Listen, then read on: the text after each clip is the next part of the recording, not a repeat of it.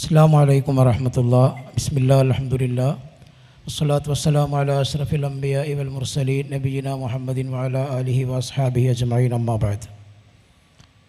വേദിയിലിരിക്കുന്ന നമ്മുടെ പൂർവ്വ വിദ്യാർത്ഥിയും തിരുരങ്ങാടി മുനിസിപ്പൽ ചെയർമാനുമായ ദീർഘകാലം വിദേശ രാജ്യങ്ങളിൽ സേവനമനുഷ്ഠിച്ച ആദരണീയനായ KP മുഹമ്മദ് കുട്ടി സാഹിബ്, ചെറുകാവ് ഗ്രാമപഞ്ചായത്തിൻ്റെ പ്രസിഡൻറ്റ് അടക്കമുള്ള വിശിഷ്ടാതിഥികളെ, ദീർഘിച്ച ഒരു അധ്യക്ഷ പ്രസംഗം ഏതായിരുന്നാലും ഈ വൈകിയ വേളയിൽ ഞാൻ ഉദ്ദേശിക്കുന്നില്ല. നമ്മെ സംബന്ധിച്ചിടത്തോളം ഈ സമൂഹത്തിൻ്റെ എണ്ണത്തിൽ കുറവാണെങ്കിലും ഏറ്റവും കാതലായ ഈ സമൂഹത്തിൻ്റെ ശക്തിയും ബലവും എന്ന് പറയുന്നത് യുവാക്കളാണ്. എല്ലാ കാലത്തും ഇസ്ലാമിനെ സംബന്ധിച്ചിടത്തോളവും ചരിത്രത്തിൽ അതിന് ശക്തിയും ആത്മധൈര്യവും പകർന്നത് എപ്പോഴും ധീരരായ, ത്യാഗത്തിന് സന്നദ്ധരായ ചെറുപ്പക്കാരായിരുന്നു. മഹാനായ ഇബ്രാഹിം നബി അലൈഹിസ്സലാമിനെ കുറിച്ച് വിശുദ്ധ ഖുർആൻ അദ്ദേഹത്തെക്കുറിച്ച് പ്രതിയോഗികൾ പറയുന്നത്, അദ്ദേഹം അങ്ങനെയുള്ള ഒരു ഇബ്രാഹിം എന്ന പേരുള്ള ഒരു ചെറുപ്പക്കാരൻ ഈ നാട്ടിൽ ഈ ബിംബങ്ങളെയെല്ലാം, ഈ ആരാധനകളെയെല്ലാം വിമർശിച്ച് നടക്കുന്നത് കണ്ടിട്ടുണ്ട് എന്നാണ്. തൗഹീദിൻ്റെയും ദീനിൻ്റെയും പുകഴ്ചയ്ക്കു വേണ്ടി ജീവിതത്തിലുടനീളം പടപൊരുതിയ, റബ്ബിൻ്റെ തൃപ്തിക്കു വേണ്ടി ധാരാളം ത്യാഗങ്ങൾ വരിച്ച മഹാനായ ഇബ്രാഹിം നബി അലൈഹി സ്വലാമിൻ്റെ ചരിത്രം ഖുർആൻ പറയുമ്പോൾ അദ്ദേഹം ഒറ്റക്കൊരു സമുദായമായി പ്രവർത്തിക്കുമ്പോഴും അദ്ദേഹം ഒരു ചെറുപ്പക്കാരനായിരുന്നു. അതുപോലെ ഖുർആനിൽ പരാമർശിക്കുന്ന ഗുഹാവാസികളാണെങ്കിലും നേരത്തെ സ്വാഗത ഭാഷണത്തിൽ സൂചിപ്പിച്ചതുപോലെ ചരിത്രത്തിലുടനീളം യുവജനങ്ങളുടെ, ചെറുപ്പക്കാരുടെ ചോരയും നീരും കൊടുത്തു തന്നെയാണ് യഥാർത്ഥത്തിൽ ഇസ്ലാം ലോകത്ത് വ്യാപിച്ചത്. റസൂലുള്ളാഹി സ്വല്ലല്ലാഹു അലൈഹി വസല്ലം ഈ ലോകത്തോട് യാത്ര ചോദിക്കുമ്പോൾ മഹാനായ ഇബ്നു അബ്ബാസ് റളിയല്ലാഹു അൻഹുവിന് വെറും 13 വയസ്സാണ് എന്നാണ് പ്രബലമായ അഭിപ്രായം. 1600-ലധികം ഹദീസുകൾ റസൂലിൻ്റെ കൂടെ നടന്ന് ഈ ചെറിയ പ്രായത്തിലും അദ്ദേഹം കരസ്ഥമാക്കി ഈ ലോകത്തിന്, മുസ്ലിം ലോകത്തിന് പഠിപ്പിച്ചു കൊടുത്തു. അതുപോലെ ധീരമായി യുദ്ധങ്ങൾ നയിച്ച ധാരാളം ചെറുപ്പക്കാർ ചരിത്രത്തിലുണ്ടായിട്ടുണ്ട്.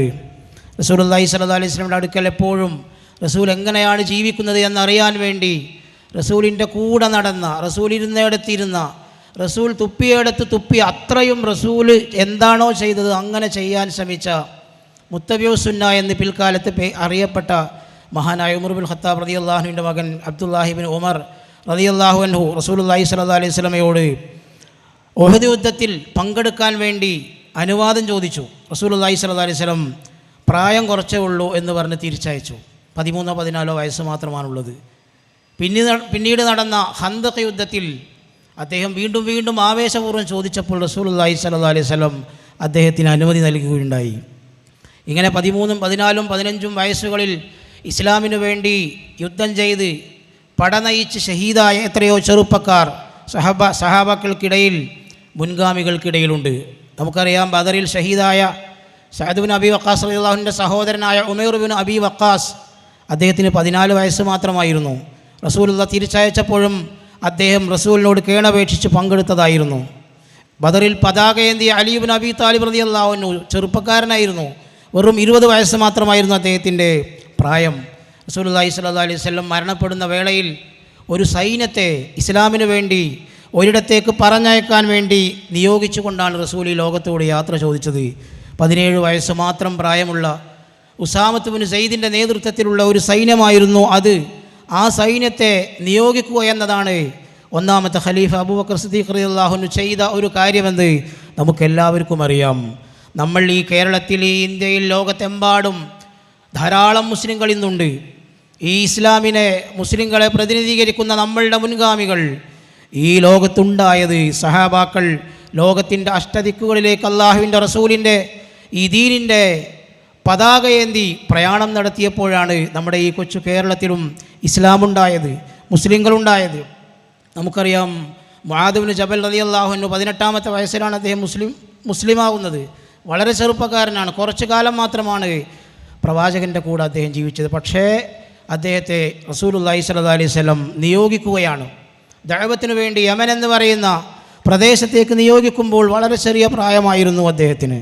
അതെ, സത്യവിശ്വാസികളായ ചെറുപ്പക്കാരായ യുവാക്കളായ എൻ്റെ ഈ ശബ്ദം ശ്രവിക്കുന്ന നമ്മൾക്കെല്ലാവർക്കും നമ്മുടെ ജീവിതത്തിൻ്റെ ലക്ഷ്യമുണ്ട് എന്ന് നമ്മൾ പഠിച്ച് മനസ്സിലാക്കിയവരാണ്.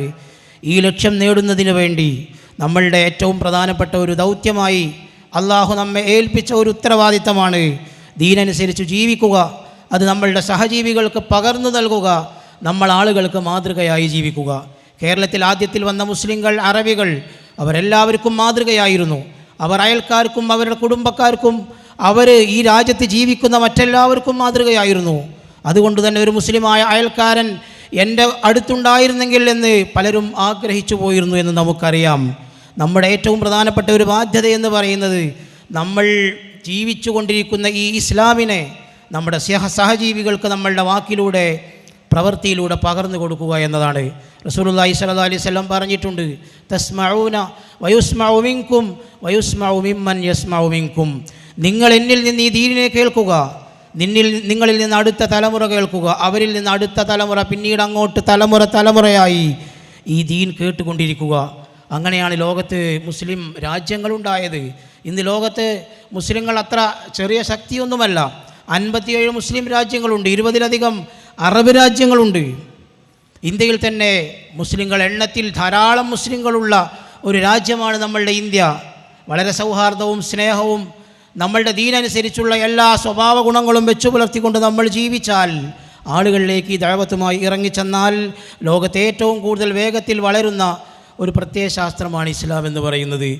യൂറോപ്പിലും അതുപോലെ ആഫ്രിക്കൻ രാജ്യങ്ങളിലും അമേരിക്കയിലുമൊക്കെ ഏറ്റവും വേഗത്തിൽ വളർന്നുകൊണ്ടിരിക്കുന്ന ഒരു മതമെന്ന നിലയിൽ ഇസ്ലാമിൻ്റെ അനുയായികളായ വിശിഷ്യ ചെറുപ്പക്കാരായ നമ്മൾ അത് ജീവിതത്തിൽ കാണിക്കുകയും അത് ജീവിക്കൽ എങ്ങനെയെന്ന് വിശുദ്ധ ഖുർആനിൽ നിന്നും സ്വഹീഹായ ഹദീസിൽ നിന്നും പഠിച്ച് അത് പ്രാവർത്തികമാക്കി നമ്മുടെ ജീവിതത്തെ നമ്മൾ നന്നാക്കേണ്ടതുണ്ട്. ഞാൻ എന്നോടാണ് പറയുന്നത്, എല്ലാ രംഗത്തും നമ്മൾ ഉയർന്നു വരണം. മുസ്ലിമായൊരു ഡോക്ടർ ഉണ്ടായാൽ, ഒരു എഞ്ചിനീയർ ഉണ്ടായാൽ, ഒരു ശാസ്ത്രജ്ഞനുണ്ടായാൽ, ഇപ്പോൾ ഇതാ തിരുരങ്ങാടി മുനിസിപ്പൽ ചെയർമാൻ നമ്മളുടെ ഈ കോളേജിൽ പഠിച്ച ഒരു പൂർവ്വ വിദ്യാർത്ഥിയാണ്. നമുക്ക് വളരെ അഭിമാനമുണ്ട്. എല്ലാ രംഗത്തും നമ്മളുടെ ഈ ചെറുപ്പക്കാർ മുസ്ലിമീങ്ങൾ ഉയർന്നു വരണം. അവർ ഖുർആൻ പഠിച്ചവരുണ്ടാകണം, ഹാഫിദുമാരുണ്ടാകണം, നല്ല സാമൂഹ്യ പ്രതിബദ്ധതയുള്ള, സൽസ്വഭാവമുള്ള, നേതൃഗുണവുമുള്ള, സംഘാടക ശേഷിയുള്ള നല്ല നല്ല ചെറുപ്പക്കാർ ഈ രംഗത്തേക്ക് ഉയർന്നു വരണം. ഇസ്ലാമിൻ്റെ നിയമങ്ങൾ പാലിക്കുന്നത് അഭിമാനത്തോടെ കൊണ്ടു നടക്കുന്ന ചെറുപ്പക്കാർ നമ്മളിലുണ്ടാകണം. ഇന്ന് പലപ്പോഴും നല്ല ചെറുപ്പക്കാർക്ക് പഞ്ഞമാണ്. ഒരു വിവാഹം അന്വേഷിക്കുമ്പോൾ ഇന്ന് പ്രതിസന്ധിയാണ്. നല്ല ഒരാണിനെ, നല്ല ഒരു പെണ്ണിനെ അന്വേഷിച്ച് അവസാനമെത്തുമ്പോൾ എന്തോ ഒരു കുഴപ്പം, അത് മുടങ്ങി, മറ്റേത് മുടങ്ങി എന്നാണ് നമ്മൾ പലപ്പോഴും കേൾക്കാറുള്ളത്. ധാരാളം യുവാക്കളുണ്ട് ഇന്ന്, ധാരാളം നല്ല യുവാക്കൾ ഇന്നുണ്ട്. ഈ യോഗം സംഘടിപ്പിച്ച, ഈ സമ്മേളനം സംഘടിപ്പിച്ച നമ്മളുടെ കുട്ടികളുടെ ഒരു ടീമുണ്ട്. ഇതുപോലെയുള്ള ടീമുകൾ ലോകത്തിൻ്റെ നാനാഭാഗങ്ങളിൽ പ്രവർത്തിച്ചത് കൊണ്ടാണ് ലോകത്ത് ഈ ഒരു നന്മ പ്രചരിച്ചത് എന്ന് നമ്മൾക്കറിയാം. പക്ഷേ ഇന്നത്തെ ലോകത്ത് നാം കാണുന്നതും കേൾക്കുന്നതും നമ്മൾ അറിയുന്നതും അനുഭവിക്കുന്നതും ഒന്നും അത്ര നല്ല കാര്യങ്ങളല്ല. രാവിലെ സുബഹി നമസ്കാരം കഴിഞ്ഞ് ഒരു കാലിച്ചായ കുടിച്ച് പത്രം വായിക്കുമ്പോൾ സന്തോഷമുള്ള വാർത്തകൾ കുറവാണ്. പലപ്പോഴും നമ്മൾ പറയാറുള്ള ഞെട്ടിക്കുന്ന വാർത്തകൾ, നൂറുകണക്കിന് ഞെട്ടിക്കുന്ന വാർത്തകൾ ഉണ്ടെങ്കിലും പണ്ടത്തെ പോലെ ഇന്ന് നമ്മൾ ഞെട്ടാറില്ല. കാരണം അത്രയും ഭീകരമായ കുറ്റകൃത്യങ്ങൾ ചെയ്തുകൊണ്ടിരിക്കുന്ന ഒരു കാലത്താണ് നാം ജീവിക്കുന്നത്. മുസ്ലിങ്ങളായ ചെറുപ്പക്കാരായ നമ്മൾ ജീവിതാനുഭവങ്ങളിൽ നിന്നും കൂടി പഠിക്കേണ്ടതുണ്ട്. പ്രത്യേകിച്ചും ക്യാമ്പസുകളിൽ, കലാലയങ്ങളിൽ കൗമാരത്തിൻ്റെ പ്രവൃത്തികൾ വളരെ ഭീഷണമായ ഒരു രീതിയിലാണ് മുന്നോട്ട് പോയിക്കൊണ്ടിരിക്കുന്നത്. അതിലേറ്റവും പ്രധാനപ്പെട്ടത് പ്രണയം തന്നെയാണ്. പ്രണയം വരുത്തി വെക്കുന്ന വിനകൾ എത്ര അനുഭവിച്ചാലും പഠിക്കാത്ത ഒരു തലമുറയായി നമ്മളുടെ തലമുറ മാറാൻ പാടില്ല. അതുകൊണ്ട് നമ്മളുടെ ജീവിതത്തെ ഇസ്ലാമീകരിക്കുവാനും നമ്മൾ മറ്റുള്ളവർക്കൊരു മാതൃകയായി തീരുവാനും നമ്മളെല്ലാവരും പരിശ്രമിക്കേണ്ടതുണ്ട്. പ്രത്യേകിച്ചും നല്ല കർമ്മശേഷിയുള്ള, ചോരത്തിളപ്പുള്ള ചെറുപ്പക്കാർ ഈ രംഗങ്ങളിൽ ഉയർന്നു വരേണ്ടതുണ്ട്. ഇന്നത്തെ ഈ ഒരു കാലഘട്ടത്തിൽ പ്രത്യേകിച്ചും ഇസ്ലാമിനും മുസ്ലിങ്ങൾക്കും എതിരെയാണ് മൊത്തത്തിൽ പൊതുസമൂഹവും മീഡിയയും ഒക്കെ വിളിക്കുന്ന എന്തെങ്കിലും ഒരു പ്രതിസന്ധി ഇസ്ലാമിനുണ്ടെങ്കിൽ, ഇല്ലെങ്കിൽ പോലും ഉണ്ടെന്ന് വരുത്തി തീർക്കാൻ ശ്രമിക്കുന്നവർ, ചെറിയൊരു കാരണം കിട്ടിയാൽ ഇസ്ലാമിനെ തിന്നാനും കൊല്ലാനും നിൽക്കുന്ന ആളുകൾ. നമ്മളുടെ ചെറുപ്പക്കാരിലേക്ക് ഏറ്റവും പടർന്നു പിടിച്ചിരിക്കുന്ന ഒരു രോഗവും അതുതന്നെയാണ്. എന്നെ ആരും നിയന്ത്രിക്കണ്ട, എനിക്ക് വാപ്പയും ഉമ്മയും വേണ്ട എന്ന് തീരുമാനിച്ച് ഒറ്റക്ക് ജീവിക്കുന്ന എത്രയോ നൂറുകണക്കിന് മക്കൾ ഇന്ന് ഈ കേരളത്തിൻ്റെ മണ്ണിലുണ്ട് എന്ന് നമ്മൾ തിരിച്ചറിയണം. ആരാണ് എൻ്റെ ഉപ്പ, ആരാണ് എൻ്റെ ഉമ്മ എന്ന് തിരിച്ചറിയാത്ത രൂപത്തിൽ അവരെ പലതും വരിഞ്ഞു മുറുക്കിയിരിക്കുന്നു. എന്നെ ആരും കൺട്രോൾ ചെയ്യണ്ട, ഞാൻ ആരുടെയും നിയന്ത്രണത്തിലല്ല, എനിക്ക് സ്വതന്ത്രമായി ജീവിക്കണം. അങ്ങനെ വന്ന് ഇസ്ലാമിൻ്റെ എല്ലാ അടയാളങ്ങളിൽ നിന്നും മാറാൻ ആഗ്രഹിക്കുന്നവർ, വെറും മൊബൈലിലെ റീൽസും ഗെയിംസും മാത്രമായി ജീവിതം തള്ളി നീക്കുന്ന, എന്തിനാണ് ഈ ജീവിതം എന്നതിനെക്കുറിച്ച് മറന്നു പോകുന്ന വലിയൊരു തലമുറയാണ് ദീനിൽ നിന്നും, ദീനിൻ്റെ ദഅവത്തിൽ നിന്നും, അതുപോലെ ദീനിയായ ജീവിതത്തിൽ നിന്നുമൊക്കെ മാറി നിൽക്കുന്ന, എന്തിനധികം കുടുംബജീവിതം തന്നെ എനിക്ക് വേണ്ട എന്ന് പറയുന്ന ഒരു തലമുറ വല്ലാതെ കൂടി വന്നിരിക്കുന്നു. അവർ പഴയ പാട്ടുകൾ പാടുന്നു, പാറി നടക്കും പറവകളൊന്നും വേളി കഴിക്കാറില്ല എന്ന് പറഞ്ഞുകൊണ്ട് എനിക്കും വേണ്ട കല്യാണം എന്ന് പറഞ്ഞ് എത്രയെത്രയോ വിദ്യാർത്ഥികൾ കഴിഞ്ഞ് ചെറുപ്പക്കാരായി പ്രായമായവർ. അപ്പോൾ ഈ രൂപത്തിൽ നമ്മളുടെ സമൂഹം പലപ്പോഴും സമൂഹത്തിലെ ചെറിയൊരു വിഭാഗമാണെങ്കിലും അല്ലെങ്കിൽ കുറച്ച് വലിയ വിഭാഗമാണെങ്കിലും അധപ്പതിച്ചിട്ടുണ്ടെങ്കിൽ അവർക്ക് മുന്നിൽ നമ്മളുടെ വാതിലുകൾ തുറന്നിടണം, അവരെ നന്മയിലേക്ക് നമ്മൾ നയിക്കണം.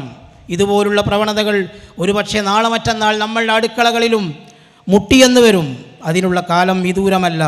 അതുകൊണ്ട് നമ്മളുടെ മാതാപിതാക്കളാരാണ്, നമ്മുടെ ബാധ്യത എന്താണ്, ഞാൻ ആരാണ്, എനിക്കെൻ്റെ റബ്ബിനോടുള്ള ഉത്തരവാദിത്തം എന്താണ് എന്ന ബോധ്യമുള്ള ഒരു സമൂഹത്തെ വളർത്തിയെടുക്കുന്നതിന് വേണ്ടിയാണ് ഇത്തരം പരിപാടികൾ നമ്മൾ സംഘടിപ്പിക്കുന്നത്. നമുക്കറിയാം, വിശുദ്ധ റമദാനിൻ്റെ കൺമുന്നിലാണ് നമ്മളെ സംബന്ധിച്ചിടത്തോളം ഏറ്റവും പുണ്യം നിറഞ്ഞ ഒരു കാലഘട്ടമാണ്. അതിനുവേണ്ടി നമ്മൾ ഒരുങ്ങണം, തയ്യാറാകണം. നമ്മളുടെ പ്രാർത്ഥനകൾ ഉണ്ടാകണം, നമ്മളുടെ അനുഷ്ഠാനങ്ങൾ ഉണ്ടാകണം. നമ്മുടെ ജീവിതത്തെ അള്ളാഹുവിലേക്ക് നമ്മൾ തിരിച്ചു പോകുമ്പോൾ സന്തോഷത്തോടെ സമാധാനത്തോടെ നമുക്ക് തിരിച്ചു ചെല്ലണം. അള്ളാഹു സുബ്ഹാനഹു വ തആല നമ്മുടെ ഇത്തരം സദുദ്യമങ്ങൾ ആ രൂപത്തിൽ അള്ളാഹുവിൻ്റെ അടുക്കൽ വിജയിക്കാൻ കാരണമാകുന്ന പ്രവർത്തനങ്ങളായി സ്വീകരിക്കുമാറാകട്ടെ എന്ന് മാത്രം പ്രാർത്ഥിച്ച് ഞാൻ എൻ്റെ വാക്കുകൾ ചുരുക്കുന്നു. വാഖിറു ദഅവാനാ അനിൽ ഹംദുലില്ലാഹി റബ്ബിൽ ആലമീൻ. അസ്സലാമു അലൈക്കും.